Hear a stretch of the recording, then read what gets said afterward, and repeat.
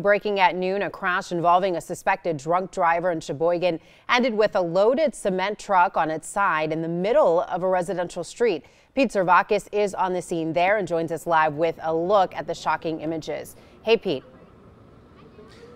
Well, Elise, we're standing along 14th Street here in Sheboygan, just north of Center. The truck that you mentioned is still in the road. We can see that, of course, behind us. This crash happened just after 6:30 this morning, and yet this stretch of 14th Street is still shut down. The cement truck that we told you about is loaded. It is very heavy. Police are still debating how they're going to try to move that. In the meantime, I'm going to step out of the picture here and let you take a look at all the debris scattered on the scene and what's going on up the street. We see 3 damaged cars up the street. The silver car that's being towed right now was kind of what was in the middle of all of these collisions. According to police, that silver vehicle was speeding and in the wrong lane of 14th Street, hit another car and caught fire. Witnesses reported one of the vehicles that hit was a red car, which is totally flipped over in someone's front yard. The driver of that silver vehicle was taken into custody on suspected OWI. Police say he also hit the cement truck, causing it to fall onto its side. We talked to one woman who pulled that driver out of the silver car. She described him. He just looked in complete shock and daze. We were pulling him out and he just yelled nonsense and he just seemed in deep shock and not all there. Now, Sheboygan police told us a total of 3 people were taken to the hospital with injuries that they described as minor. We do expect 14th Street here to remain shut down until they can move the cement truck, which, as you can see, it looks like they're starting the process of towing right now. In the meantime, the DA was here on the scene earlier today. He told us that any criminal charges against that driver who was taken into custody, again, from the silver vehicle, would likely come next week. Live in Sheboygan, Pete Servakis, today's TMJ4. All right, definitely a chaotic scene out there. Thanks, Pete. An early morning rollover crash ends with 1 person in the hospital and another person on the run. It happened on Milwaukee's south side near 16th and Lincoln. Lauren Winfrey has been following the story all morning and has the latest. Crews are actively working to clean up this horrific crash that happened on Milwaukee's south side, just steps away from a school. And I spoke with a mother who says she's tired of waking up to scenes like this. Jennifer Groth says she and her children are living a nightmare. That stuff happens all the time. Regularly waking up to the sights and sounds of car crashes just steps away from their own front door. And the scene of this early morning crash paints a pretty gruesome picture.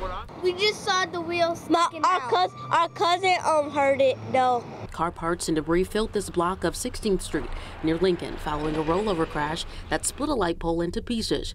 Police say it happened just before 5:30 a.m. The driver of this Lexus was taken to the hospital with non-life-threatening injuries, and witnesses say the driver of this badly damaged SUV took off running, and the SUV also appears to be the vehicle that flipped over during the crash. It doesn't matter if it's at night, in the morning, during the day. It happens all the time, every day. And with the school year ending soon for the summer, Groth says she's afraid not only for her little ones, but all the children living in her neighborhood. There's children that are crossing the street, parents that are with their children crossing the street, and you've got to worry about people just driving from nowhere, turning corners or just speeding and hitting people. And it's sad. It's really sad. And police say they're still investigating and working to get as much information as they can on this crash. Reporting on Milwaukee's south side, Lauren Winfrey, today's TMJ4. People living in a duplex on Milwaukee's east side need to find a temporary place to live following a fire. According to the Milwaukee Fire Department, it appears this fire started outside and moved its way to all 3 floors. Everyone was able to get out of the home safely without any injuries. And the fire department says they are now being assisted by the Red Cross. Storm Team 4 now. Let's go ahead and check in with meteorologist Josh Worster. He joins us with a check of the forecast. Josh, this time last week we were all super hot outside. Now, different story. Much different story. In fact, if you were out early on this morning, it felt mild, like 4 o'clock or before. We had what's been kind of casually dubbed as a pneumonia front slide through the area. What that is a cold front that is enhanced by the cold temperatures of Lake Michigan. Keep in mind, water temperatures right now are into the 50s. As that slid south, we got a quick shot of wind, and that just plummeted our temperatures this morning. Again, all this going down about 4:30 in the morning. So here's a time lapse of what happened Thankfully, we had some clouds and fog to really help show the timing of this. We don't always see the clouds and don't always see the fog with it. Just watch that roll in over the skyline here, just overtaking the buildings early on this morning. So this was dubbed back in the 1960s, actually by the Weather Service right here in Milwaukee. Basically, we need a 16-hour temperature drop in an hour. We fell from 72 to 54. With that, we got the winds gusting over 30 miles an hour and those visibilities, like you saw, dropping to just a quarter of a mile. So unfortunately, the cold air, that's hanging around for most of the afternoon. We're stuck into the 50s. At least we get the sunshine. At least we'll let you know when we get the sunshine, combined with some decent temperatures, though, coming up in a few minutes. All right, thanks, Josh. A man is dead after attending a concert at the Riverside Theater in Milwaukee. He was at a show for Swedish heavy metal band Ghost when witnesses say he collapsed in the mosh pit during intermission. Paramedics arrived and did CPR, then everyone was told to leave the building. Fans described a chaotic scene. Everyone was just like, you guys need to leave, you guys need to leave. And we thought it was a joke from Ghost. And they were just like, somebody had passed away. And we're like, oh, wow, that's a horrible thing. Now, the medical examiner told us the victim later died at the hospital of apparent natural causes.